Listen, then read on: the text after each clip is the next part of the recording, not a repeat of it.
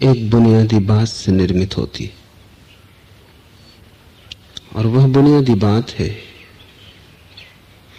कि तुम जो नहीं हो वह दिखाने की कोशिश में संलग्न हो जाते, फिर तुम सत्य तक कभी भी ना पहुंच सकोगे, क्योंकि तुमने शुरुआत ही असत्य की कर दी। यात्रा का पहला कदम ही गलत पड़ गया। जिसके जीवन में प्रेम नहीं है वो प्रेम को दिखाने की कोशिश करता है।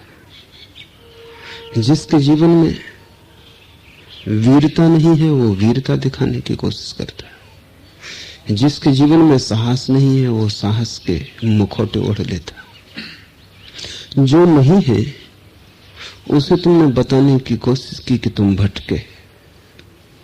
पहुंचने का रास्ता तो सीधा और साफ है कि तुम जो हो वही दिखाओ।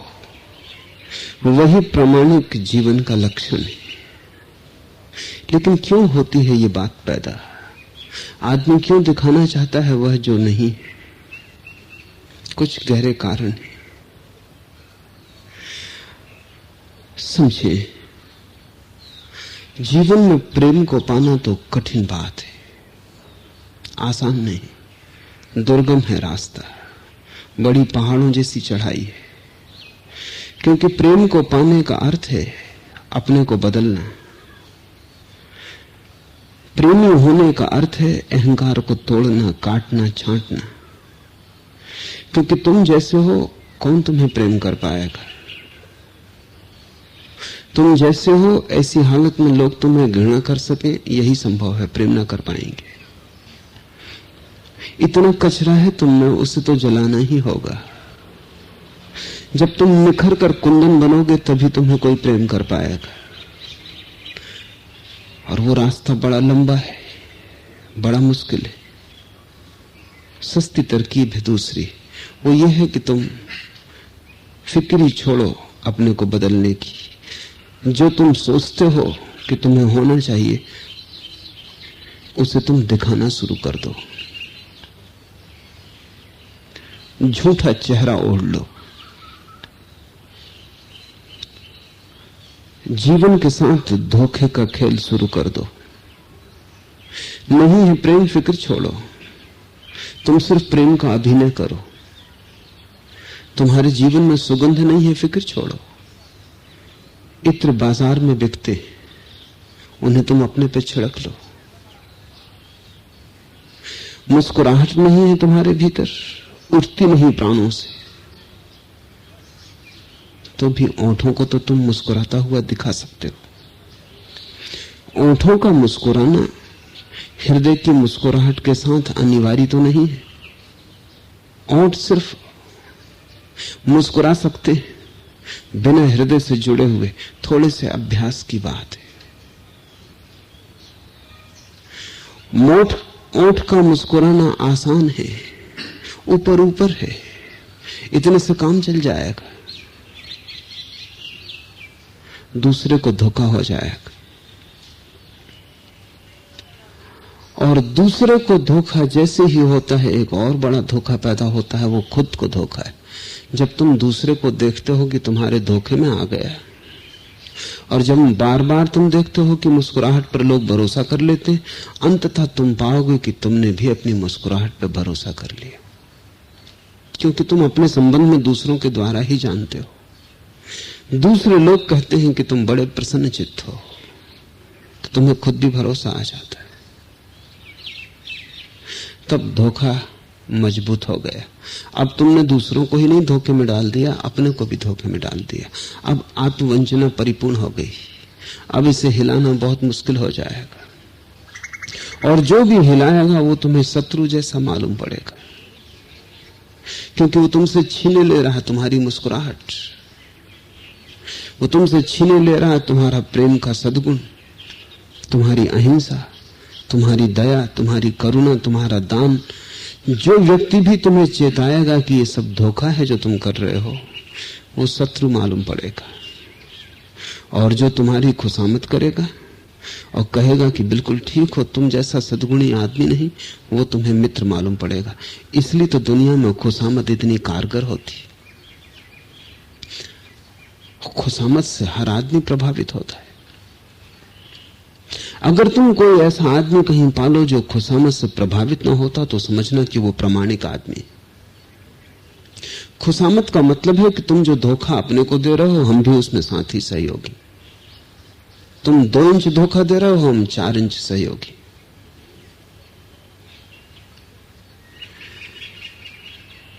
तब तुम्हारे धोखे को आसपास से लोग भरने लगते और एक पारस्परिक षड्यंत्र चलता है समाज में कि तुम हमारे धोखे भरो, हम तुम्हारे धोखे भरेंगे।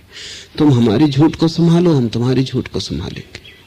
मुल्ला रसूद्दीन एक दिन काफी हाउस में बैठ के कह रहा था कि आज गजब हो गया। मछली पकड़ने गया था, एक मछली मैंने पकड़ी जिसका वजन 13 मन। किसी को भरोसा ना आया।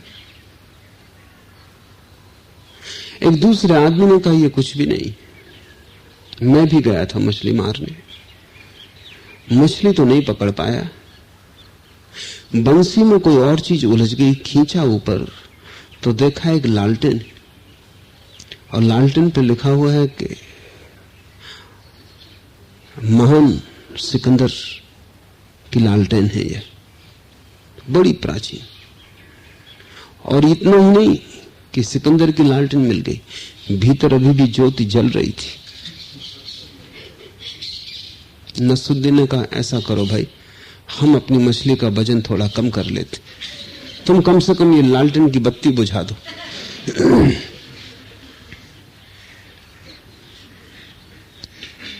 धोखे हैं, एक पारस्परिक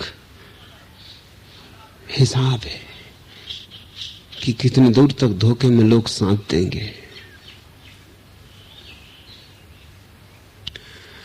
इस धोखे के जाल को हिंदुओं ने माया कहा है। तुम ये नहीं समझना कि जो संसार बाहर है वो माया है। ये वृक्ष और चांद तारे ये माया नहीं है। माया तो वो संसार है जो तुमने झूठ के आधार पर अपने चारों तरफ खड़ा कर रखा है। और जब माया से तुम मुक्त होगे तो ऐसा नहीं कि झाड़ चांद तारे विलीन हो जाएंगे, सिर्फ तुमने जो संसार बना रखा था झूठ का वो विलीन हो जाए। और जब तुम्हारे पास इतने झूठ हैं, परत दर परत झूठ ही झूठ इकट्ठे हो गए, अगर आदमी को उघाड़ो तो प्याज की परतों जैसे झूठ निकलने शुरू हो जाते। खोजना ही मुश्किल है कि तुम्हारी मूल स्वभाव की परत कहां है। इतनी परतें, इतना जाल तुमने अपने चारों तरफ खड़ा कर रखा है। लेकिन जिनको भी लोगों के मन की थोड़ी समझ है, तुम उन्हें धोखा न दे पाओगे, क्योंकि वस्तुतः उनका मापदंड यही है कि जो तुम दिखाते हो 99% मौके यही है कि वो तुम हो नहीं सकते। अगर तुम ज्यादा मुस्कुराते हो तो उसका कारण यही होगा कि भीतर बहुत उदासी है, अन्यथा इतने मुस्कुराने की जरूरत न थी। अगर तुम ऊपर से बड़ा प्रेम दिखलाते हो तो उसका 99% कारण तो यही होगा कि भीतर तुम घृणा से भरे हो, और उस घृणा को छिपाने का और कोई उपाय नहीं, अन्यथा तुम्हारा बीभत्स रूप दिखाई पड़ेगा, अन्यथा तुम्हारे भीतर की गंदगी बाहर प्रकट होने लगेगी। तो तुम सब तरह से अपने को साज संवार लिए हो, लेकिन तुमने जो जो बाहर से दिखलाया है, जानने वाले जानते हैं कि भीतर तुम उसके ठीक विपरीत होगे। 99% मैं कहता हूं, क्योंकि 100 में कभी कभी कोई बुद्ध होता है जो बाहर और भीतर एक जैसा होता है।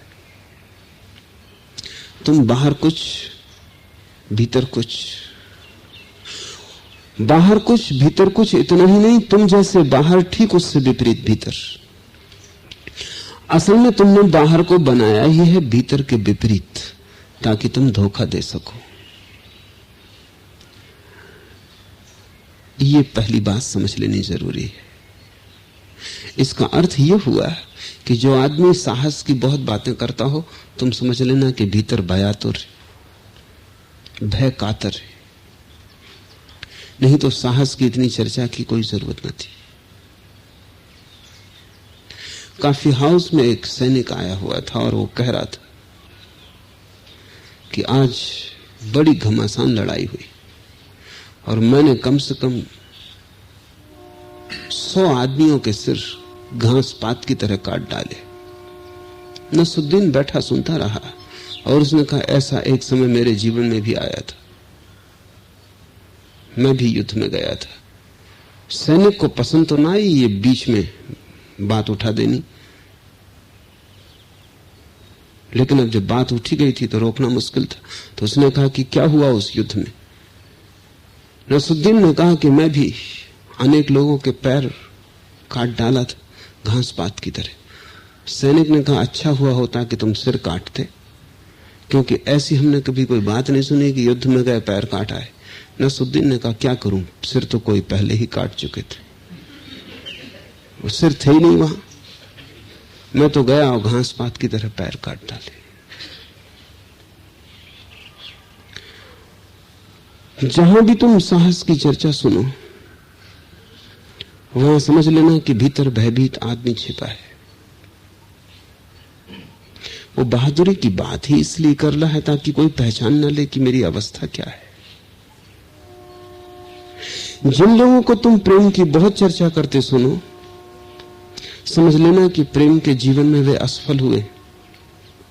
कवि हैं, साहित्यकार हैं, प्रेम की बड़ी चर्चा करते हैं, गीत गाते हैं, लेकिन ये बड़ी हैरानी की बात है कि जिन कवियों ने भी प्रेम के गीत गाए हैं वो प्रेम में असफल लोग थे। नहीं तो कोई प्रेम ही करेगा, गीत किस लिए गाएगा? जब प्रेम ही तुम कर सकते हो तो गीत बनाने की फुर्सत किसे? गीत तो बना के तुम अपने आसपास एक धुंध पैदा करते हो ताकि प्रेम की कमी पूरी हो जाए। भूखा आदमी ही सपने देखता है भोजन के, भरे पेट आदमी नहीं। अगर तुम्हारे सपने में प्रेम आता है तो उसका अर्थ है तुम्हारे जीवन में प्रेम नहीं। सपना तो परिपूरक है, जो जीवन में नहीं हो पा रहा है उसे तुम सपने में पूरा कर रहे हो। जो वस्तु तो नहीं मिल पा रहा है उसे तुम कल्पना में पूरा कर रहे हो। तो कवि प्रेम के गीत लिखते हैं, उनके गीत बड़े मधुर हो सकते हैं, लेकिन उन गीतों के पीछे बड़ी पीड़ा छिपी है। तुम एक भी ऐसा कवि न पाओगे जो प्रेम में सफल हुआ हो, क्योंकि जो प्रेम में सफल हो जाता है, प्रेम इतना बड़ा गीत है कि और दूसरे गीत वो गाता नहीं। उसके जीवन में प्रेम का गीत होगा, लेकिन वो प्रेम के सपने नहीं देखेगा। इसे तुम जीवन का आधारभूत नियम समझ लो। ऐसा हो जाता है कि गरीब आदमी के घर मेहमान आ जाएं तो वो पास पड़ोस से कुर्सी, फर्नीचर, सोफा, दरी, बिछौना मांग लाता है। तो गरीब आदमी ही ये करता है। धोखा देना चाहता है मेहमान को, मेहमान को दिखाना चाहता है सब ठीक है, बड़े मजे से जी रहे हैं, वो सब उधार है, लेकिन दूसरे के आंख में एक प्रतिमा बनानी। और यही हम पूरे जीवन करते हैं, सुबह से सांझ तक। रास्ते पे कोई मिल जाता है और तुमसे पूछता है कैसे हैं, और आप कहते हैं बिल्कुल ठीक, और ऐसे भाव आवेश से कहते हैं कि भरोसा आ जाए। और कुछ भी ठीक नहीं है जीवन में, बिल्कुल ठीक तो दूर, कुछ भी ठीक नहीं है, सब गैर ठीक है। लेकिन जब दूसरे से आप कहते हैं सब ठीक, तब क्षण भर को खुद भी भरोसा आ जाता है। इससे जरा ख्याल करना, जब कोई आदमी पूछे कैसे हैं और जब कहें कि सब ठीक, तब क्षण भर को देखना कि भीतर इस कहने मात्र से कि सब ठीक, क्षण भर को ठीक सब लगने लगता है। आदमी दूसरे को धोखा देते देते खुद को धोखा दे लेता है, और जिस दिन तुमने खुद को धोखा देने में सफल हो गए, उस दिन तुम्हें फिर इस धोखे के बाहर आने का कोई उपाय न रहा। यही तो पागल का लक्षण है। पागल का अर्थ है जिसने अपने को धोखा देने में परिपूर्ण कुशलता पाली, पूर्ण सफल हो गया। अब तुम लाख समझाओ उसे कि तू नेपोलियन नहीं है, लेकिन वो अपने को नेपोलियन मानता है। एक आदमी का इलाज हो रहा था, उसको भ्रांति थी कि वो नेपोलियन है।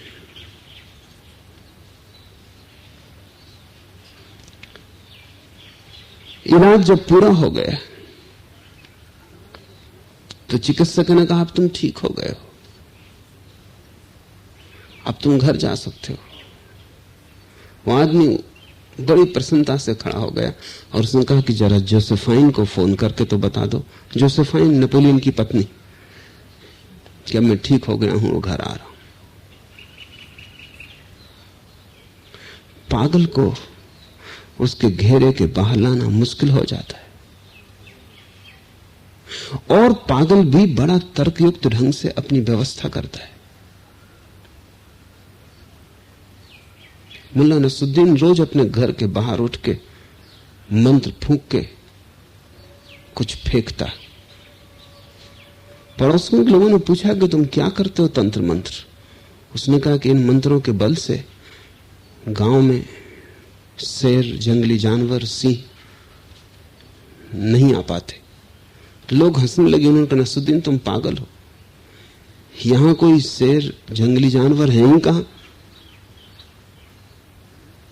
नसरुद्दीन ने कहा कि इससे साफ सिद्ध होता है कि मंत्र कारगर है, सब भाग गए। यही तो मैं कह रहा हूं।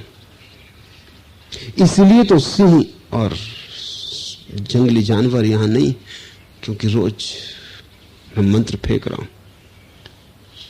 पागल को उसके तर्क के बाहर लाना मुश्किल है। पागल बड़े तर्कनिष्ठ होते हैं। तुम किसी पागल से बात करो, तुम जो सबसे बड़ी अड़चन पाओगे वो ये कि उसे उसके तर्क के बाहर लाना मुश्किल है, और वो अपने तर्क को सब तरफ से सिद्ध करता रहता है। ऐसा हुआ मुसलमान खलीफा हुआ उमर।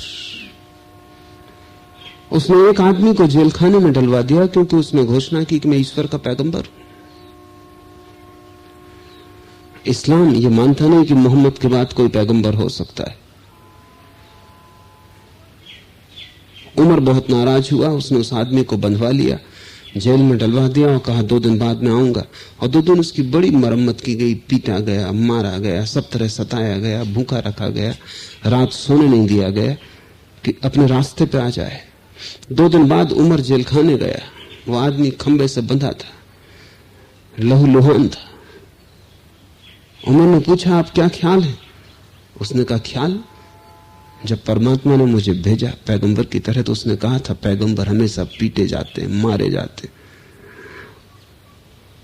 इससे तो यही सिद्ध होता है कि मैं पैगंबर हूं, क्योंकि पैगंबरों को सदा इतिहास में सताया गया है। तभी दूसरे खंबे से बंधे एक आदमी ने चिल्ला के कहा कि यह आदमी बिल्कुल गलत कह रहा है। उमर ने उससे पूछा कि आप कौन है? उसने कहा कि मैं स्वयं परमात्मा हूं और मैंने इसे कभी भेजा नहीं। इस सरासर झूठ है। मोहम्मद के बाद मैंने किसी को भेजा ही नहीं।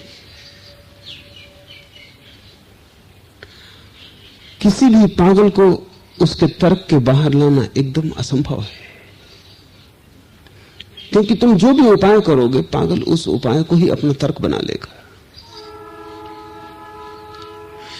तुम्हें भी तुम्हारे पागलपन से बाहर लाना बहुत कठिन है, लेकिन अभी तुम बिल्कुल पागल नहीं हो गए हो, इसलिए आशा है। थोड़ा सा किनारा बाकी है जहां तुम संदिग्ध हो। जब तुम बिल्कुल असंदिग्ध हो जाओगे अपने झूठ में, तब तुम्हें खींच के बाहर लाना मुश्किल हो जाएगा। अभी तुम्हें थोड़ा संदेह है खुद भी कि तुम हंसते हो वो वास्तविक है या नहीं, तुम रोते हो वो वास्तविक है या नहीं। यह संदेह ही तुम्हारा सबसे बड़ा सहारा है। इसी संदेह के सहारे तुम बाहर आ सकोगे। इस संदेह को प्रगाढ़ करो और अपनी एक एक जीवन विधि को, शैली को जांचो, परखो, कसो कि तुमने प्रेम सच में किया है या तुम शब्दों की ही बात करते रहे हो। क्योंकि अगर तुम एक भी चीज सच में कर सको तो तुम्हारे झूठ का पूरा भवन गिर जाएगा। सत्य की बड़ी शक्ति है। मैं कहता हूं एक भी चीज अगर तुम सत्य कर सको तो झूठ का पूरा भवन गिर जाएगा। इसलिए यह सवाल नहीं है कि तुम बहुत सत्य करो तब कहीं ये भवन गिरेगा। एक सत्य गिरा देगा पूरे भवन को। असत्य कितने ही हो, कमजोर और नपुंसक है, उनमें कोई बल नहीं। तुम एक तरफ से भी अगर सत्य होने शुरू हो जाओ, तुम अचानक पाओगे कि तुम्हारे पूरे जीवन में असत्य की जड़ें उखड़नी शुरू हो गई। तुम एक कदम सत्य की तरफ उठा लो, तुम एक झूठ का चेहरा गिरा दो, बाकी चेहरे भी उखड़े उखड़े हो जाएंगे।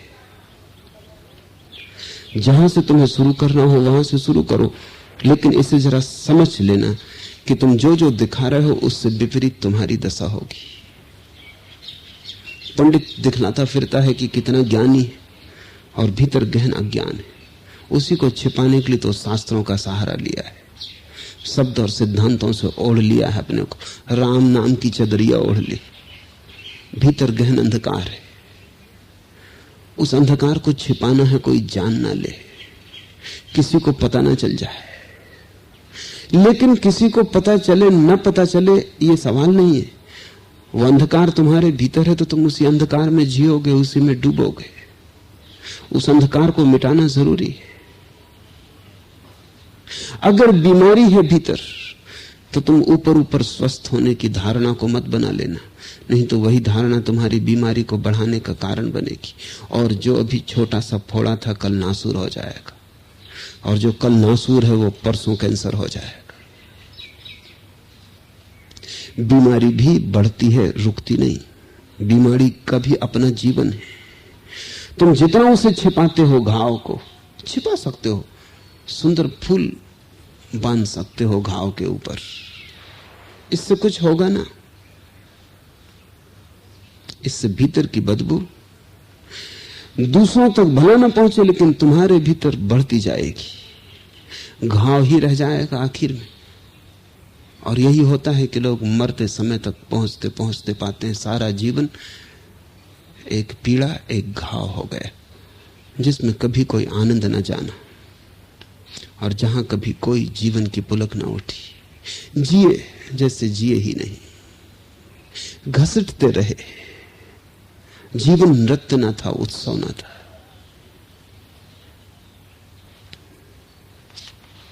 लाओस से कहता है, वीर सैनिक हिंसक नहीं होता।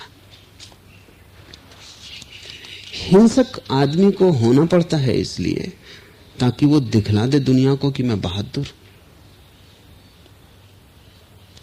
इसलिए जो बहादुर है वो हिंसक नहीं हो सकता। इसलिए तो हमने वर्धमान को महावीर कहा, वीर ही नहीं कहा, महावीर कहा, क्योंकि वर्धमान ने जैसी अहिंसा प्रकट की वो केवल महावीर ही कर सकता। महावीर उनका नाम नहीं है, नाम तो उनका वर्धमान है, लेकिन महावीर कहने के पीछे कारण है, क्योंकि सिर्फ वीर ही हिंसा से मुक्त हो सकता है और महावीर ही केवल समस्त हिंसा से मुक्त हो सकता है। वीरता इतनी स्पष्ट है स्वयं के समक्ष कि सिद्ध कहां करनी है। सिद्ध तो तुम वही करते हो जो तुम्हें पता है कि है नहीं। जिस दिन तुम्हें पता है कि है, उस दिन तुम सिद्ध करना छोड़ देते हो। हिटलर कायर है और वर्धमान वीर है। हिटलर को तुम्हें पढ़ना और समझना चाहिए। लाओसे को समझने के लिए बड़ा सहयोगी होगा। हिटलर से बड़ा कायर आदमी जमीन पर खोजना मुश्किल है। वो रात अंधेरे में सो नहीं सकता था, प्रकाश जला के ही सोता था।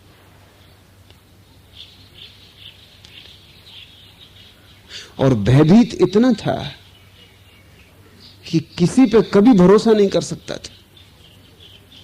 इसलिए उसने शादी नहीं की, क्योंकि शादी हो जाएगी तो कम से कम पत्नी पे तो भरोसा करना ही पड़ेगा। इतना भरोसा कि कमरे में उसके साथ सोए और रात को उठ के गर्दन दबा दे। क्या पता दुश्मनों से मिली हो, मरते दम तक उसने शादी न की, मरने के ठीक घड़ी भर पहले शादी की। जब सब पक्का हो गया कि अब आत्महत्या ही करनी है, अब कुछ बचने को नहीं बचा, जब जहां हिटलर ठहरा था उस जगह पर भी बम गिरने लगे बर्लिन में, और हार बिल्कुल सुनिश्चित हो गई, अब कोई उपाय ना रहा है, घड़ी भर की बात है और जर्मनी का पतन हो जाएगा। तब उसने जो पहला काम किया वो ये कि जिसको वो जिंदगी भर से स्थगित कर रहा था, शादी करने को,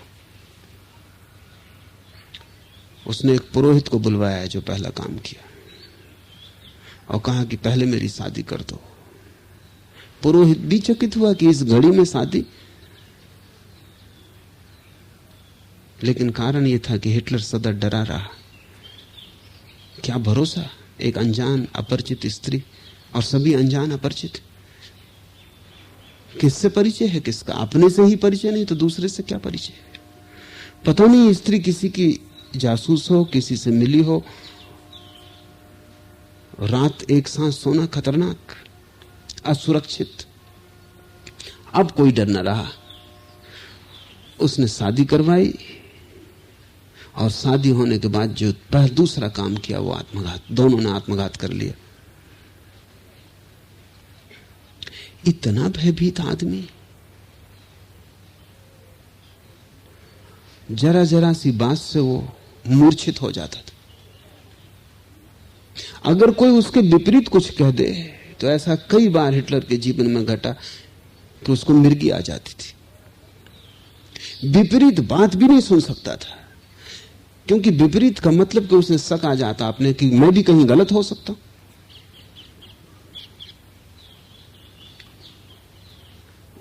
उसके निकट के लोग भी बड़े परेशान रहते थे कि उससे कहीं ऐसी कोई बात ना हो जाए कि वो गिर पड़े, मिर्गी आ जाए, चक्कर आ जाए, बेहोश हो जाए। उसकी हर बात माननी चाहिए। वो एक छोटे बच्चे की भांति था जो हर छोटी बात में पैर पटकने लगेगा और सिर फोड़ने लगेगा। उसकी हर बात माननी ही चाहिए। वो हर बात का ज्ञाता है और ज्ञानों से कुछ भी न था। इस कमजोर आदमी ने सारी दुनिया को हिंसा में डुबा दिया। दूसरा महायुद्ध दुनिया का बड़े से बड़ा युद्ध था। करोड़ों लोग मारे गए, भयंकर हिंसा हुई जैसी कभी ना हुई थी, और जिस आदमी के कारण हुई वो महाकायर था। कायर हमेशा हिंसक होगा। कायर को हिंसक होना ही पड़ेगा, नहीं तो अपनी कायरता को छिपाएगा कहां? हिंसा के धुएं में ही छिपाएगा। मैंने सुना है कि ईसप एक कहानी लिखना चाहता था, लिख नहीं पाया।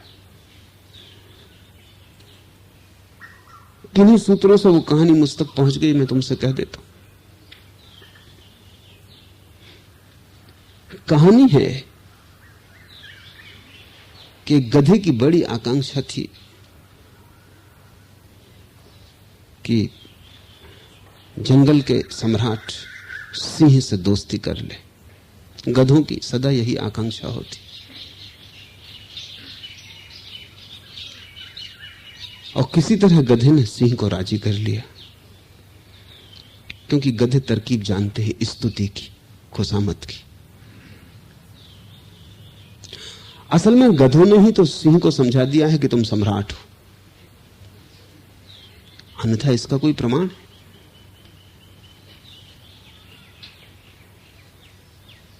और गधे ने बड़ी स्तुति की। सिंह प्रसन्न हो गया। उसने कहा तुम तो वजीर बनाने योग्य हो। गधे ने कहा आप जैसा बुद्धिमान ही केवल पहचान सकता, बाकी लोग तो मुझे गधा समझते, क्योंकि लोग समझ ही नहीं सकते इतनी बुद्धि कहां। सिंह ने उसे साथ ले लिया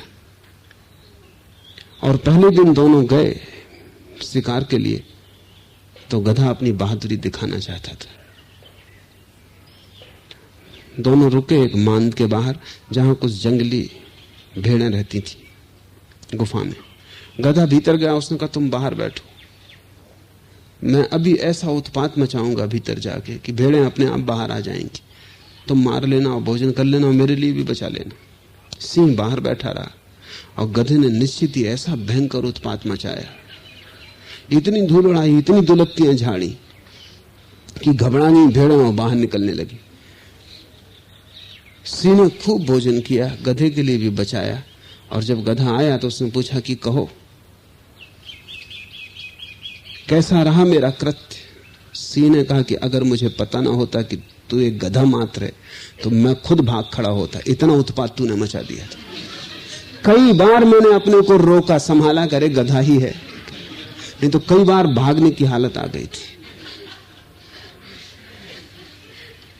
गधा जब उत्पात मचाएगा तो अति से मचाएगा।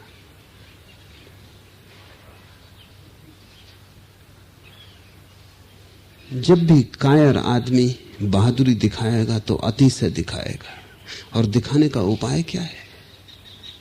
एक ही उपाय है कि मिटाओ, हिंसा करो, तोड़ो फोड़ो, ताकि दुनिया जान ले कि तुम कितने शक्तिशाली हो। असक्त शक्ति का दिखावा करना चाहता है, लेकिन जिसके पास शक्ति है वो दिखावे की बात ही भूल जाता है। दिखाने का कोई सवाल ही नहीं है, जो है वो है, और वो इतना आश्वस्त है उसके होने से कि अब किसी का प्रमाण पत्र तो चाहिए नहीं। एक दूसरी कहानी है इस सब की कि सिंह गया है जंगली जानवरों से पूछा उसने भेड़िए से कि कौन है सम्राट वन का। उसने कहा कि महाराज आप। ये भी कोई पूछने की बात? पूछा उसने हरिणों से, उन्होंने सामूहिक स्वर से कहा कि आप। इसमें कोई संदेह है क्या? ऐसा पूछता हुआ, अकड़ से भरता हुआ वो हाथी के पास पहुंचा और हाथी से उसने पूछा कि कौन है सम्राट वन का। हाथी ने उसे सूंड में लपेटा और फेंका कोई 50 फीट दूर। हड्डी पसली चकनाचूर हो गई। लंगड़ाता हुआ हाथी के पास आया और कहा कि अगर उत्तर मालूम ना हो तो इतना परेशान होने की क्या जरूरत?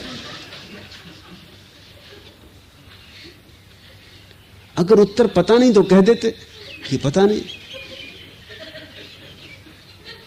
जिसको उत्तर पता है उसे उत्तर देना भी नहीं पड़ता। प्रमाण लेने ही वही जाता है जो संदिग्ध है। जो असंदिग्ध है उसे किसका प्रमाण चाहिए? कौन प्रमाण देगा उसे? और जिनसे तुम प्रमाण मांग रहे हो वो कौन है? उनके प्रमाण का कितना मूल्य है? और हम 24 घंटे प्रमाण मांग रहे हैं। हमारे प्राणों की बड़ी अकुलाहट है। कोई कह दे कि तुम बड़े सुंदर हो, किससे प्रमाण मांग रहे हो? कोई कह दे कि तुम बड़े बुद्धिमान हो, कोई कह दे कि तुम जैसा बहादुर कोई भी नहीं, पर तुम प्रमाण किससे मांग रहे हो? और जो तुम्हें प्रमाण दे रहा है वो कौन है? जो तुम्हारी खुशामद कर रहा है वो तुमसे भी गया बीता होगा। उस गए बीते के प्रमाण पर तुम्हारी बुद्धिमानी, तुम्हारा सौंदर्य, तुम्हारी बहादुरी निर्भर है।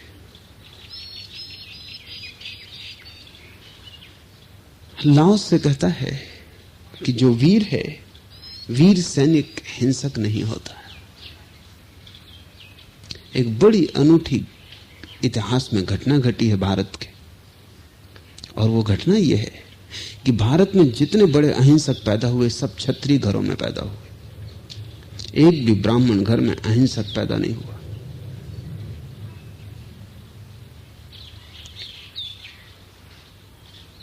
ब्राह्मण घर में तो परशुराम पैदा हुए, जिन जैसा हिंसक खोजना कठिन। कहते उन्होंने अनेक बार पृथ्वी को क्षत्रियों से खाली कर दिया। तो अगर ब्राह्मणों में तुम्हें खोजना हो कोई बड़े से बड़ा नाम तो वो परशुराम का है। उस नाम से ऊपर कोई नाम नहीं जाता, क्योंकि ब्राह्मणों में वही एक आदमी है जिसको अवतार होने की प्रतिष्ठा हमने दी। और परशुराम फरसा लिए खड़े। वो फरसा उनका प्रतीक हो गया नाम तो उनका राम ही रहा होगा। परशुराम का मतलब है फरसा वाले राम।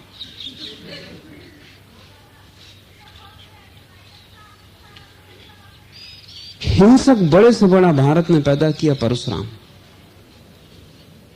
वो ब्राह्मण घर से आया। और अहिंसक भारत ने पैदा किए सारे अहिंसक, 24 जैनों के तीर्थंकर, वो छत्री। 24 बुद्ध, सब छत्री। छत्री घरों से आए अहिंसक और ब्राह्मण घर से आया हिंसक, ये जरा सोचने जैसा है। मामला क्या है? परशुराम आश्वस्त नहीं है। सारी पृथ्वी को क्षत्रियों से खाली कर दें तभी उनको आश्वासन मिलेगा कि वो कुछ है।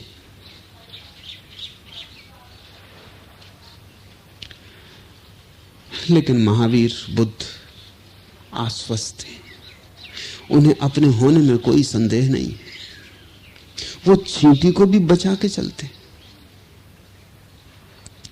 चींटी को भी मारना उन्हें कठिन है। परशुराम को सारी पृथ्वी को क्षत्रियों से खाली कर देना आसान है। असल में ब्राह्मण के मन में हमेशा एक कुंठा रही है, और वो कुंठा यह कि वो दुर्बल है, दीन है। और माना कि क्षत्रिय उसकी पूजा भी करते हैं तो भी ताकत तो क्षत्रिय के हाथ में ही है। और माना कि पुरोहित क्षत्रिय उसे ही बनाते हैं, चरण भी उसके छूते हैं, लेकिन वास्तविक ताकत, डिफेक्टो ताकत, वो तो क्षत्रिय के हाथ में। वो चाहे तो क्षण भर में ब्राह्मण की गर्दन उतार दे। अगर ब्राह्मण पूज्य है तो वो भी क्षत्रिय की स्वीकृति के कारण, वो जिस दिन अस्वीकार कर दे उस दिन मिट्टी में मिल जाए। तो ब्राह्मणों के मन में सदियों से एक पीड़ा रही है, वो है क्षत्रिय को किसी तरह नीचा दिखाने की। परशुराम तो उसी की कथा है। वो सारी पीड़ा ब्राह्मणों के भीतर इकट्ठी हो गई कि वो दीन है, हीन है, ना कुछ है, भिखारी है। और क्षत्रिय आदर भी देता है तो भी वो उसकी मर्जी है, ना दे तो कुछ कर ना सकोगे। और शायद आदर देना भी उसकी कुशलता है और राजनीति है, क्योंकि आदर दे के वो तुमको सांत्वना देता है। और दुनिया में सभी राजनीतिक जानते हैं कि ब्राह्मण को आदर देना ठीक है, नहीं तो ब्राह्मण उपद्रवी सिद्ध हो सकता है, भयंकर उपद्रव उससे हो सकता है। दुनिया में जितने उपद्रव आते हैं वो ब्राह्मण से आते हैं। ब्राह्मण यानी इंटेलिजेंसिया, ब्राह्मण यानी वो जो बुद्धिमान है, सोच विचार सकता है। भारत बहुत प्राचीन देश है, इसने समझ लिए हैं रहस्य, तो इसने ब्राह्मण को आदर दे दिया। इसलिए भारत में कभी क्रांति नहीं हो सकती, क्योंकि बिना ब्राह्मण की क्रांति करेगा कौन? क्षत्रिय शांति में उत्सुक हो सकता है, क्रांति में नहीं। ब्राह्मण क्रांति में उत्सुक होता है, क्योंकि ब्राह्मण को लगता है हूं तो मैं इतना बड़ा जानकार, लेकिन ताकत मेरे हाथ में बिल्कुल नहीं। वो बगावत सुलगाता है, विद्रोह जगाता है। और जो हिंदुस्तान ने किया था, 5000 साल में कोई क्रांति भारत में नहीं हुई। उसका राज यह है कि ब्राह्मण को इतना आदर दे दिया, उसकी इतनी स्तुति कर दी। वो था कुछ नहीं, उसके भीतर कुछ भी नहीं थी ताकत, लेकिन एक ताकत थी, वो बगावत सुलगा सकता है। वो लड़ेगा नहीं, लेकिन दूसरों को लड़वा सकता है, वो दूसरों को भड़का सकता है। उसके पास वाणी की कुशलता है, तर्क का आधार है। वो शोषित जनों को उपद्रव में उतार सकता है। जो भारत ने किया था वही सोवियत रूस में किया जा रहा है। आज सोवियत रूस में लेखकों का, प्रोफेसरों का, कवियों का, वैज्ञानिकों का, ब्राह्मणों का जितना आदर है उतना किसी का भी नहीं, क्योंकि सोवियत रूस भी अब क्रांति नहीं चाहता, और सोवियत रूस में तब तक क्रांति ना हो सकेगी। और जो थोड़ी बहुत चिंगारियां आती हैं किसी पेस्तरनेक, सोल्जेनित्सिन से, वो सब ब्राह्मणों की चिंगारियां हैं। कोई ब्राह्मण नाराज हो जाता है तो वो गड़बड़ शुरू करता है। खुद ब्राह्मण उपद्रव नहीं करेगा, लेकिन उपद्रव करवा सकता है। ऐसी किताबें लिख सकता है, बगावती स्वर जगा सकता है, और कभी अगर हजारों साल का क्रोध इकट्ठा हो जाए ब्राह्मण का, तो फिर परशुराम पैदा होते। परशुराम हजारों साल की पीड़ा का संग्रहित रूप है, वो अवतरण है सारी हिंसा का जो ब्राह्मण में इकट्ठी हो गई। थोड़ा सोचो, किसी ने कभी सोचा नहीं ठीक से कि आखिर परशुराम को ब्राह्मणों की किस पीड़ा ने पैदा किया होगा कि परशुराम ने 7 बार पृथ्वी को क्षत्रियों से खाली कर दिया, काट डाले क्षत्रिय। क्या कारण रहा होगा? क्षत्रियों से ऐसी क्या नाराजगी रही होगी? नाराजगी गहरी। क्षत्रिय पैर तो छूता है, लेकिन वो सिर्फ दिखावा है। तलवार उसी के हाथ में, और ब्राह्मण को वो कितने ही ऊंचे बिठा दे, वो उसी के इशारे पर ऊंचा बैठा है। जिस दिन इशारा करेगा नीचे उतर आना पड़ेगा। तो ब्राह्मणों ने तो बड़े से बड़ा हिंसक पैदा किया,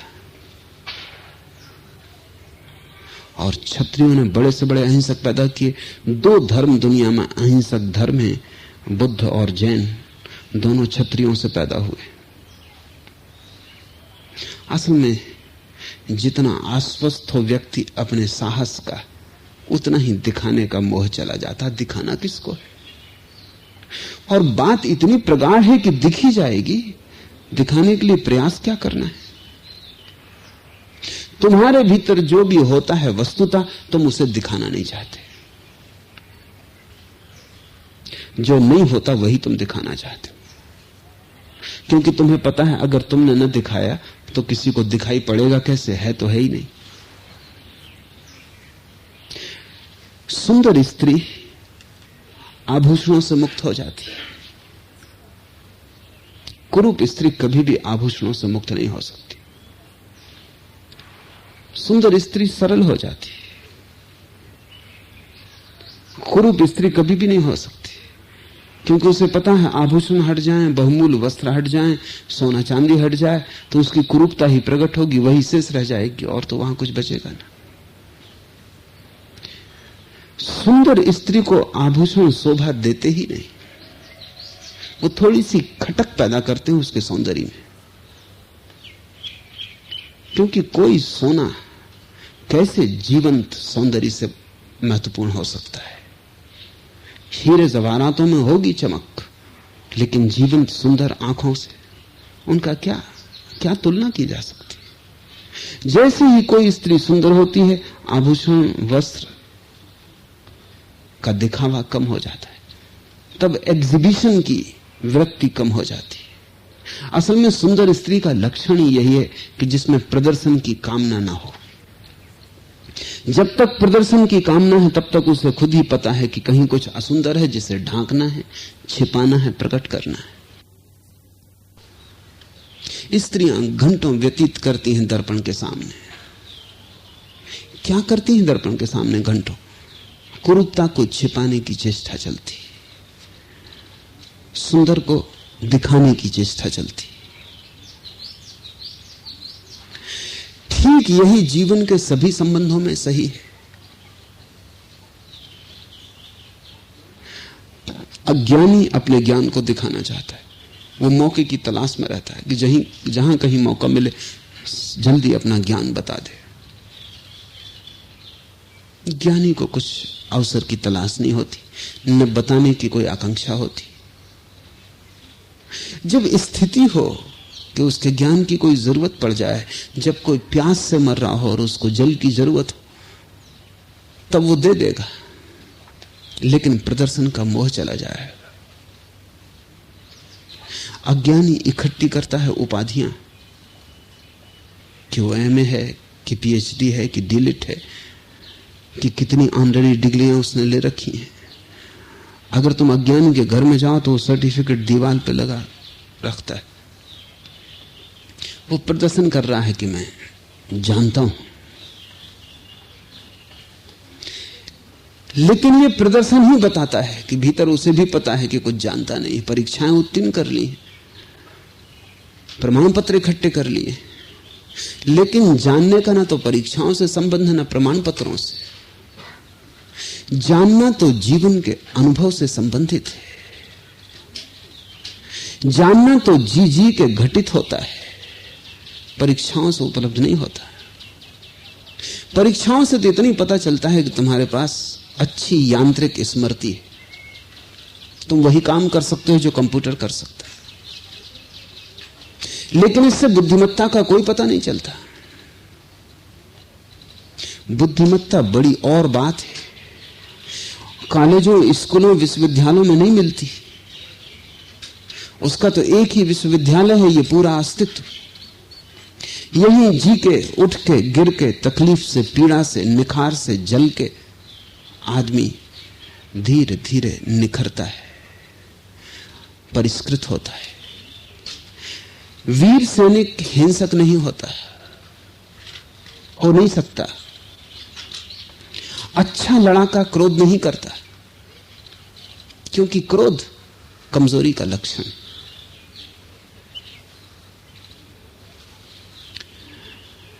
जितनी जल्दी क्रोध आ जाता है उतनी ही जल्दी समझ लेना कि तुम्हारी क्षमता चुक गई। मैंने सुना है एक गांव में एक यहूदी फकीर था। वो गांव में नया नया आया था, उस गांव की भाषा नहीं जानता था, लेकिन गांव का जो सभागृह था, पुराने दिनों की बात है जब शास्त्रार्थ रोज ही चलते थे, वो वहां रोज नियमित उपस्थित होता था। पंडितों में विवाद होते, वो भाषा तो जानता ही नहीं था। एक दिन लोगों ने पूछा कि तुम किस लिए परेशान होते हो, तुम किस लिए जाते हो वहां, तुम भाषा तो समझते नहीं और विवाद संस्कृत में चलता है, तुम्हें तो उसका कोई पता ही नहीं, एक शब्द तुम्हारी समझ में ना आएंगे, पर तुम इतनी तत्परता से सुनते हो, क्या सुनते हो? उसने कहा कि मैं सुनता नहीं वो क्या बोल रहे हैं, मैं तो सिर्फ ये देखता हूं कि दोनों विवादी में किसको पहले क्रोध आ गया, मैं समझ जाता हूं कि वो हार गए। वो मैं उतनी भाषा में समझता हूं। जिसको क्रोध आ गया वो उसने स्वीकार कर लिया कि वो हार गया। अब कितनी ही देर लगाए आखिरी निर्णय के होने में, लेकिन वो हार चुका। और उस फकीर ने कहा कि ये मैं देख रहा हूं कि जिसको मैं पहले तय कर देता हूं कि ये हार गया, वही आखिर में घोषणा होती कि वो हार गया, मगर मैं घड़े भर पहले जान लेता हूं। जैसे ही क्रोध आंखों में आना शुरू हुआ, उसका मतलब है आदमी की क्षमता चुक गई, उसकी सीमा आ गई। उथला है आदमी तो जल्दी क्रोध हो जाता है, जितना गहरा होता है उतना क्रोध मुश्किल हो जाता है, और जब कोई बिल्कुल असीम होता है तब तो क्रोध असंभव हो जाता है। तुम्हारा क्रोध तुम्हारे व्यक्तित्व की गहराई का पता देता है। किसी ने जरा सा कुछ कह दिया, तुम क्रोधित हो गए, उसका मतलब है कि तुम्हारे व्यक्तित्व की गहराई चमड़ी से ज्यादा गहरी नहीं है। तुम्हारा जानवर जल्दी प्रकट हो जाता है, बस जरी पीछे छिपा है। ये जो ऊपर तुमने मनुष्यता का आवरण ओढ़ रखा है, ये बहुत गहरा नहीं है। जरा सा कोई आदमी हंस दे, गाली दे दे, और ये आवरण टूट जाता है। क्रोध परीक्षा है। अलाउंस से कहता है अच्छा लड़ाका जो योद्धा है वो क्रोध नहीं करता। ताओवादियों की बड़ी प्रसिद्ध कथा है। एक सम्राट वर्ष की अंतिम प्रतियोगिता होने वाली थी मुर्गों की लड़ाई की। वो अपने मुर्गे को भी युद्ध में भेजना चाहता था, तो उसने एक बहुत बड़े ज़ैन फकीर को बुलाया, क्योंकि उस ज़ैन फकीर की बड़ी प्रसिद्धि थी कि उसे युद्ध में कोई हरा नहीं सकता। हराना तो दूर, उसके पास आके लोग हारने को उत्सुक हो जाते थे। उसके पास हार के प्रसन्न होकर लौटते थे। उसके साथ हार जाना बड़ी महिमा की बात थी। तो सम्राट ने सोचा कि ये फकीर अगर मुर्गे को तैयार कर दे। फकीर को बुलाया, मुर्गा फकीर ले गया। 3 सप्ताह बाद सम्राट ने खबर भेजी मुर्गा तैयार है। फकीर ने कहा अभी नहीं। अभी तो दूसरे मुर्गे को देख के वो सिर खड़ा करके आवाज देता है। सम्राट थोड़ा हैरान हुआ कि ये तो ठीक ही लक्षण है, क्योंकि लड़ना है तो सिर खड़ा करके आवाज ना दोगे तो दूसरे मुर्गे को डराओगे कैसे। खैर कुछ देर और प्रतीक्षा की, फिर 3 सप्ताह बाद पूछवाया।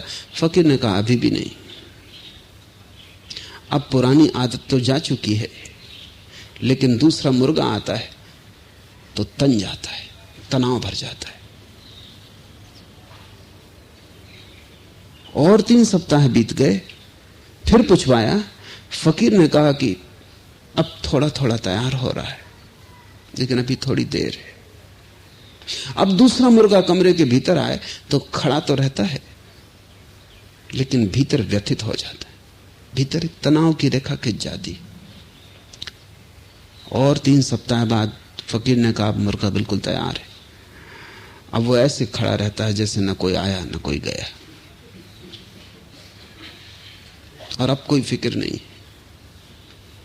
पर सम्राट ने कहा कि मुर्गा जीतेगा कैसे? उस फकीर ने कहा तुम फिक्र ही मत करो, अब हारने की कोई संभावना ही ना रही। दूसरे मुर्गे इसे देखते ही भाग खड़े होंगे, इसको लड़ना नहीं पड़ेगा, इसकी मौजूदगी काफी है। और यही हुआ। जब प्रतियोगिता में मुर्गा खड़ा किया गया तो दूसरे मुर्गों ने सिर्फ झांक के उस मुर्गे को देखा, ना तो उसने आवाज दी, क्योंकि वो कमजोरी का लक्षण है, वो भय का लक्षण है।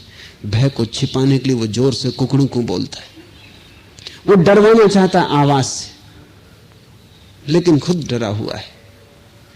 ना तो उस मुर्गे ने आवाज दी, ना उस मुर्गे ने देखा। जैसे कुत्ते भौंकते रहते हैं और हाथी गुजर जाता है, ऐसे वो मुर्गा खड़ा ही रहा जैसे पत्थर की मूर्ति हो। दूसरे मुर्गों ने देखा, उनको कपकपी छूट गई, क्योंकि ये तो मुर्गे जैसा मुर्गा ही नहीं, इसके पास जाना तो खतरे से खाली नहीं। वो भाग खड़े हुए। प्रतियोगिता में दूसरे मुर्गे उतर ही ना सके। लाओस से कहता है अच्छा लड़ाका क्रोध नहीं करता। ये कथा मुर्गे की ताओवादियों की कथा है। ये लक्षण है योद्धा का कि वो क्रोध ना करे, कि वो उत्तप्त ना हो जाए, कि उसका मन ज्वरग्रस्त ना हो, कि वो ऐसा शांत बना रहे जैसे बुद्धत्व को उपलब्ध हो गया हो। इसलिए जापान और चीन में योद्धा का शिक्षण ध्यान का शिक्षण है। ऐसा दुनिया में कहीं भी नहीं हुआ। और इसलिए जैसी कुशलता जापानियों ने पाई है युद्ध की कला में, वैसी कोई जाति नहीं पा सकी। छोटी कौम है जापानियों की, लेकिन उन्होंने पहली दफा 1905 में रूस को चारों खाने चित्त कर दिया। पहली दफा पूरब के किसी देश ने पश्चिम के देश को युद्ध में हराया। और दूसरे महायुद्ध में भी उन्होंने बड़ी अद्भुत स्थिति प्रकट की। और एटम और हाइड्रोजन बम अगर न गिराया जाता तो जापानियों को मिटाना मुश्किल था। असल में एटम और हाइड्रोजन बम गिरा के अमेरिका ने कोई बहादुरी का लक्षण नहीं दिखाया। ये तो कमजोरी की ही बात हुई। ये तो ऐसे हुआ कि दूसरे के पास तलवार ना हो और तुम तलवार भोंक दो। ये तो केवल शस्त्र की ही खूबी रही, बहादुरी की ना। और जापान ने प्राण कपा दिए सारे यूरोप, पूरे अमेरिका के, क्योंकि जापानी जिस निर्भय से युद्ध में जाता है कोई दूसरी कौम नहीं जाती। जिस शांति से युद्ध में जाता है कोई दूसरी कौम नहीं जा सकती। क्योंकि जापान में एक शिक्षण है समुराई का, वो ध्यान का शिक्षण है। युद्ध के मैदान पर तलवार से भी ज्यादा महत्वपूर्ण है ध्यान का शिक्षण। इतना शांत, उस मुर्गे जैसा, उस शांति से उसका बल आता है। उस शांति से मृत्यु का कोई अर्थ नहीं रह जाता। इसलिए तुम चकित हो गए कि जापान में ऐसे बहुत से मंदिर हैं जिनमें सिर्फ तलवार चलाना सिखाया जाता। वो है मंदिर, लेकिन ध्यान की प्रक्रिया तलवार चलाना है। वो कहते हैं तलवार चलाते वक्त तुम तलवार ही हो जाओ और तुम इतने शांत हो जाओ कि तलवार चले और तुम ना रहो, फिर तुम्हें कोई हरा नहीं सकता। और ऐसी घटनाएं घटी हैं कि जब कभी दो ऐसे व्यक्तियों में युद्ध हो गया, संघर्ष हो गया, जो दोनों ही ध्यान में निष्णात थे, तो निर्णय नहीं हो पाता। महीनों संघर्ष चलता है, निर्णय नहीं हो पाता। क्योंकि जब कोई व्यक्ति बिल्कुल शांत होता है तो दूसरे व्यक्ति के हमला करने के पहले वो सुरक्षा कर लेता है। वो इंट्यूटिव है, वो प्रज्ञात्मक है।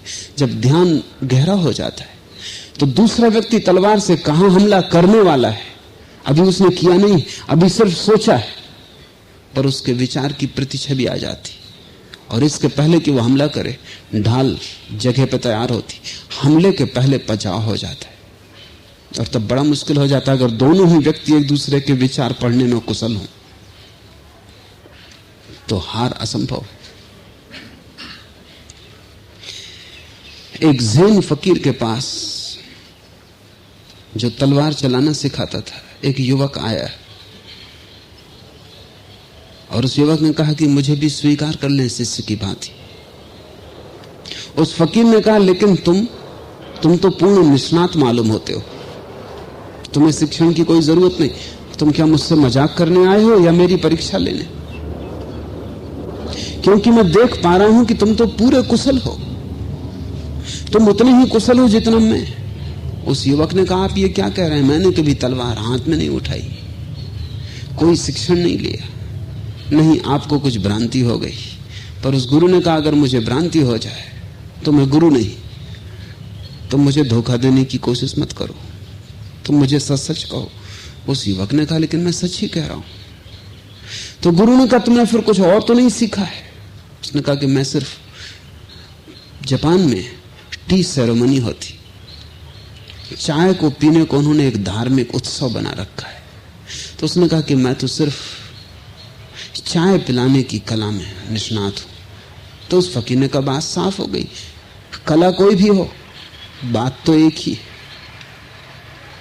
चाहे तलवार चलाओ चाहे प्याली में चाय ढालो, लेकिन अगर ध्यान से किया जाए तो दोनों एक ही तरह की बातें हैं, कोई फर्क नहीं है। अगर ध्यानपूर्वक चाय में प्याली ढाली जाए, चाय ढाली जाए प्याली में, या ध्यानपूर्वक कोई तलवार उठाए, या ध्यानपूर्वक कोई तीर चलाए, या ध्यानपूर्वक कोई रास्ते पर चले, असली सवाल ध्यानपूर्वक होना है।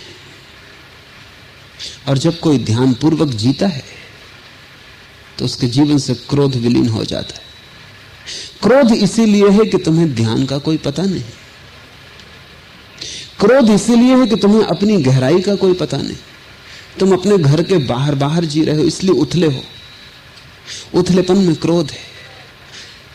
जैसे नदी गहरी हो जाती है और शोरगुल बंद हो जाता है, जैसे घड़ा भर जाता है फिर आवाज नहीं आती, ऐसे ही जब कोई व्यक्ति गहरा होता है तब उसके जीवन से क्रोध विलीन हो जाता है।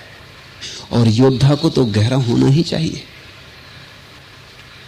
ऐसे तो सभी योद्धा हैं, क्योंकि जीवन एक संघर्ष है। बड़ा विजेता छोटी बातों के लिए नहीं लड़ता है। असल में छोटी बातों के लिए जो लड़ता है उसके जीवन में बड़ा छोटापन है, बड़ा ओछापन है। तुमने कभी गौर किया कि तुम किन बातों के लिए लड़ते हो? अगर तुम गौर से खोजोगे तो तुम पाओगे बातें बड़ी छोटी और लड़ाई बड़ी मचाते हो। राह से जाते थे, किसी ने मुस्कुरा दिया, दुश्मनी हो गई। किसी ने एक शब्द कह दिया और जिंदगी भर तुम उसको बोझ की तरह ढोते हो।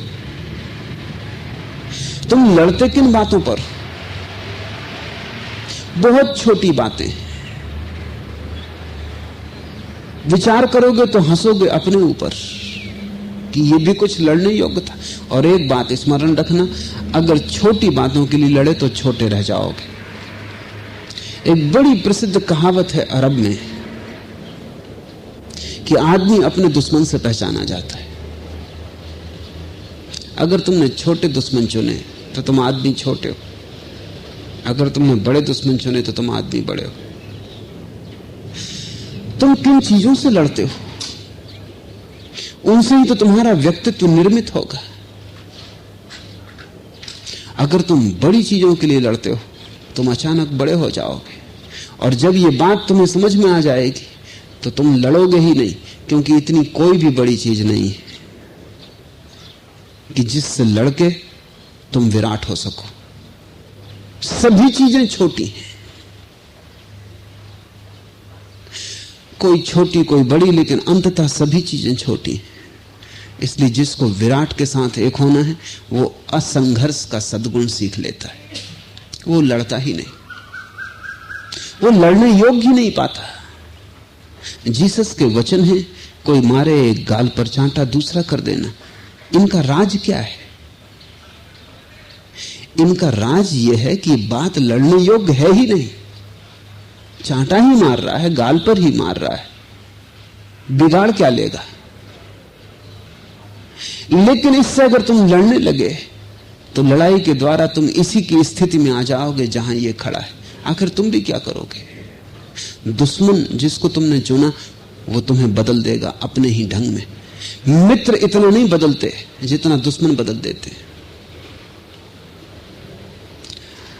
अगर लड़ना ही हो तो किसी बड़ी बात के लिए लड़ना, लेकिन कौन सी बड़ी बात है जिसके लिए तुम लड़ोगे?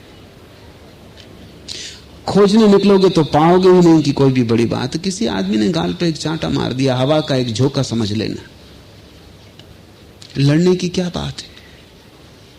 और तुम पाओगे अगर तुम न लड़े तो तुम बड़े हो गए, उसी क्षण बड़े हो गए। तुम ऊपर उठे, साधारण मनुष्यता से पार गए, साधारण क्षुद्र जीवन की बातों से ऊपर उठे। तो जीसस सूली पे चढ़ते वक्त भी प्रार्थना करते हैं, क्षमा कर देना परमात्मा इनको, क्योंकि ये नहीं जानते कि ये क्या कर रहे हैं। अगर जीसस ने कहा होता कि नष्ट कर देना इन सबको, ये तेरे बेटे का जीवन छीने ले रहे हैं, तो जीसस एकदम छोटे हो गए होते, वहीं सुकड़ गए होते, सारी बात ही खत्म हो जाती। आखिरी कसौटी सूली पर थी, उस कसौटी पे वो पूरे उतर गए। वही बड़े से बड़ा चमत्कार है। उन्होंने अंधों की आंखें खोली या नहीं खोली, सब व्यर्थ की बातचीत है। लंगड़ों को चलाया या नहीं चलाया, कोई हिसाब रखने की जरूरत नहीं है। लेकिन सूली पर उन्होंने प्रमाण दे दिया आखिरी, तो वो निश्चित ही बेटे परमात्मा के। वो इतने बड़े कि जो सूली पर लटका रहे हैं उनको क्षमा कर सकते। अच्छा लड़ाका क्रोध नहीं करता है, बड़ा विजेता छोटी बातों के लिए नहीं लड़ता। मनुष्यों का अच्छा प्रयोक्ता अपने को दूसरों से नीचे रखता है। असंघर्ष का यही सद्गुण। असंघर्ष शब्द को ठीक से समझ लो। हमारे भीतर एक वृत्ति है जो हमें 24 घंटे लड़ाती है। उस वृत्ति के कारण हम हर घड़ी जैसे सचेत हैं कि कोई संघर्ष होने की तैयारी है। पति घर आता है, तैयार हो जाता है, पत्नी क्या पूछेगा वो क्या जवाब देगा, पत्नी क्या कहेगी वो कैसे संघर्ष करेगा। आदमी बाजार जाता है तो संघर्ष की तैयारी, घर आता है तो संघर्ष की तैयारी, मित्रों से मिलता है तो भी तैयार होकर मिलता है, जैसे कि वहां भी कलह है। हमारे भीतर कोई सूत्र है, वो सूत्र अहंकार का है जो हमसे कहता है कि सब तरफ लड़ाई चल रही, संभल के चलना, तैयार होके चलना, इंतजाम करके चलना, क्योंकि जिन्होंने इंतजाम नहीं किया वो हार जाते।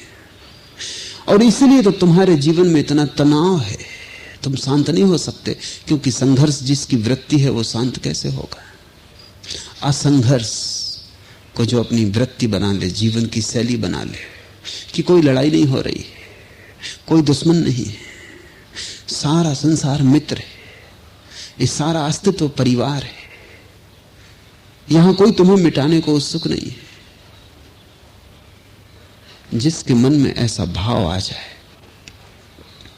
और अद्वैत की जो खोज में लगा हो, उसके लिए तो ये भाव धारा की तरह है जो सागर में ले जाएगा। कोई दुश्मन नहीं है। फूल पत्ते वृक्ष आकाश चांद तारे सब तुम्हारे लिए है। इन सब ने तुम्हें संभाला हुआ है। और अगर कभी कहीं जीवन में कहीं कुछ कलह जैसी मालूम पड़ती है तो भी तुम उसे सर्जिकल जानना, कि जैसे डॉक्टर कभी तुम्हारे हाथ पैर से फोड़े को काटता है, पीड़ा देता है, लेकिन पीड़ा देने के लिए नहीं, पीड़ा से छुटकारे के लिए।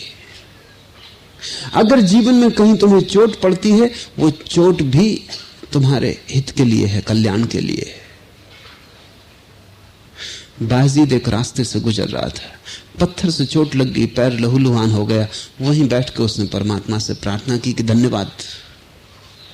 साथियों ने कहा क्या पागलपन है, पैर से खून बह रहा, धन्यवाद किस बात का दे रहे हो? इस परमात्मा का तुम पे कौन सा अनुग्रह है? अगर परमात्मा इतना ही प्रेम करता था तो पत्थर राह से हटा देना था, या पत्थर को फूल कर देता, या तुम्हें ख्याल दे देता कि नीचे पत्थर है और तुम बच के निकल जाते। बाजीद ने कहा तुम समझते नहीं, सूली भी हो सकती थी, सिर्फ इसी चोट से उसने बचा दिया। उसके अनुग्रह का कोई अंत नहीं। ये देखने का ढंग है। सूली भी हो सकती थी और केवल पत्थर की चोट से बचा दिया। धन्यवाद देना जरूरी है। ये उस आदमी की दृष्टि जीवन को एक परिवार की तरह देख लिया, जिसने जान लिया कि परमात्मा साथ दे रहा है। कभी अगर तोड़ता भी है तो इसलिए कि उस तोड़ने से तुम्हें निखार सके, कभी अगर कष्ट भी देता है तो इसीलिए ताकि तुम्हें कष्ट के बीच भी शांत रहने की क्षमता की सुविधा दे सके, कभी अगर तुम्हें मारता भी है तो इसीलिए ताकि तुम मृत्यु में भी जीवन के उठते हुए रूप का दर्शन कर सको। असंघर्ष बड़े से बड़ा गुण है। लड़ने का भाव रोग है।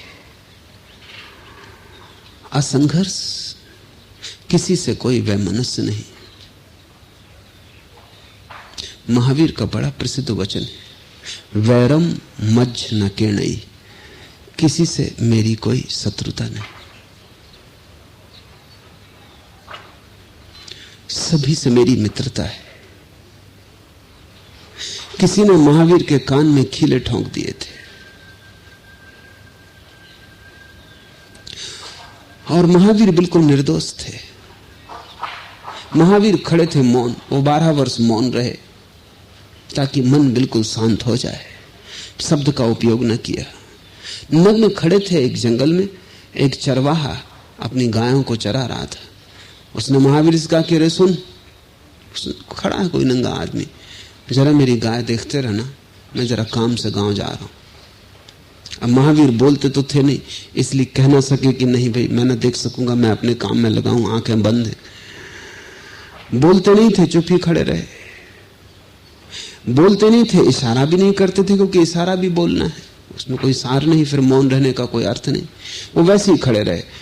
वो आदमी मौन को सम्मति मान के कि महावीर देख लेंगे, या हो सकता है गूंगा हो आदमी, गांव चला गया। वो गांव चला गया, गायें उठी और जंगल में अंदर चली गई। जब वो आदमी लौटा, वहां गायें नदारत थी, महावीर वहीं खड़े थे। उसने कहा तो अच्छा, तो बने तुम साधु खड़े हो, गायें नदारत कर दी, गायें कहां हैं? और महावीर मौन है इसलिए बोल सकते नहीं, वो वैसे ही खड़े रहे। वो इतना क्रोध में आ गया कि सुनता नहीं है, बहरा है, तब मैं तुझे बहरा ही बनाए देता हूं। दोनों कान में 2 लकड़ियां ठोक के पत्थर से अंदर कर दी, दोनों कान फोड़ दिए। लहूलुहान महावीर खड़े। कथा कहती है कि इंद्र को, देवताओं को पीड़ा हुई कि इस निर्दोष आदमी को इतना कष्ट अकारण। ये कथाएं भी बड़ी अर्थपूर्ण हैं। ये इतना ही कह रहे हैं कि अस्तित्व भी पीड़ा अनुभव करता है जब तुम निर्दोष होते हो। कोई देवता वहां बैठे हैं ऐसा नहीं कि कोई इंद्र वहां सोच रहा है ऊपर आकाश में बैठा, लेकिन कथा तो सांकेतिक है। अस्तित्व तुम्हारे लिए पीड़ा अनुभव करता है जब तुम निर्दोष होते हो। जब पूरा अस्तित्व अनुभव करता है तुम्हारी सरलता को, तब अस्तित्व भी पीड़ित होता है।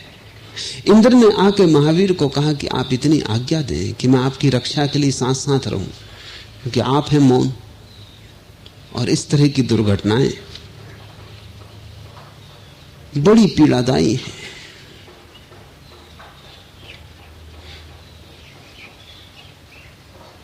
महावीर ने, ये तो कोई बाहर की वाणी की बात नहीं थी, क्योंकि वो तो मौन थे, बाहर तो बोल नहीं सकते थे, लेकिन भीतर उनके भाव ने उत्तर दे दिया।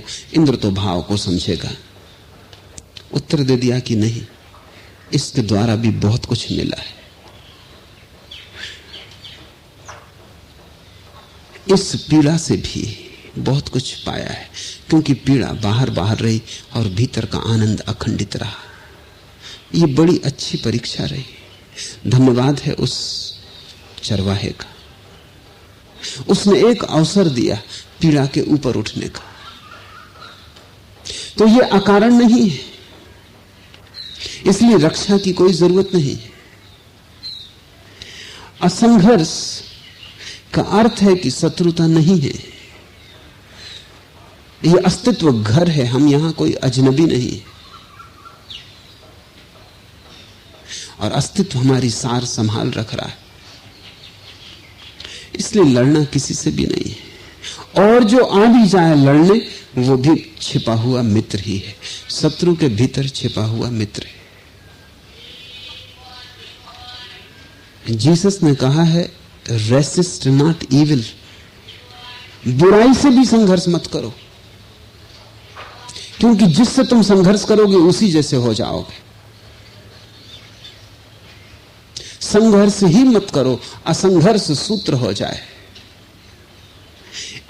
इसे ही मनुष्यों को प्रयोग करने की क्षमता कहते हैं। और लाओ से कहता है, जो असंघर्ष को उपलब्ध हो जाता है वो मनुष्यों का उपयोग करने लगता, अनजाने सारा अस्तित्व उसके लिए सहयोगी हो जाता है, सारे मनुष्य उसके लिए सहयोगी हो जाते, वो उसके चाकर हो जाते, बिना जीते वो उससे हार जाते, बिना उन्हें हराने की कोशिश किए वो अचानक पाता है कि सभी उसके चाकर हो गए। इसे ही मनुष्यों को प्रयोग करने की क्षमता कहते हैं। यही है अस्तित्व की ऊंचाई को छूना। जब तुम्हारे जीवन में कोई संघर्ष ना रहा, एक मैत्री का विराट भाव व्याप्त हो गया, तो तुमने अस्तित्व के ऊंचे से ऊंचे शिखर को छू लिया, क्योंकि इसी दशा का नाम प्रेम है।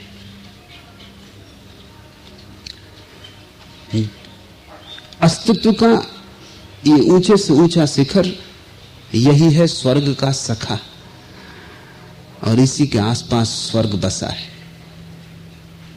प्रेम के आसपास बचा है स्वर्ग, और असंघर्ष से उपलब्ध होता है प्रेम, पुरातन का भी। और प्राचीन में, प्रारंभ में जहां तुम थे, जिस परम आनंद में, वो भी इसी के आसपास है। प्रारंभ भी इसी के आसपास, अंत भी इसी के आसपास। प्रेम के आसपास सारी यात्रा है। प्रेम उपलब्धि है और प्रेम ही प्रस्थान, प्रेम ही पहला कदम और प्रेम ही अंतिम मंजिल। लेकिन प्रेम को पाना हो तो असंघर्ष का जीवन चाहिए।